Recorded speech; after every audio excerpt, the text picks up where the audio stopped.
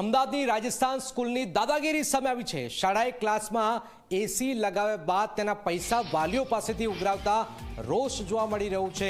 જી હા, શાળાએ વાલીઓ પાસેથી 1000 રૂપિયા માંગ્યા છે અને મામલે સામે આવતા ડીઈઓએ શાળાને નોટિસ આપી, પરંતુ આ નોટિસનું શાળાએ ગોળીને પી ગઈ છે।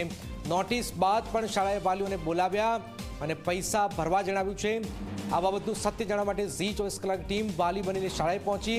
સ્ટિંગ ઓપરેશન દરમિયાન પ્રિન્સિપાલ ઝી 24 કલાકના રિપોર્ટરને સમજાવી રહ્યા છે કે સુવિધા વધે તો પૈસા વધે, સાથે તેઓ એસીની ફી લેવાનું કારણ સમજાવતા નજરે પડ્યા।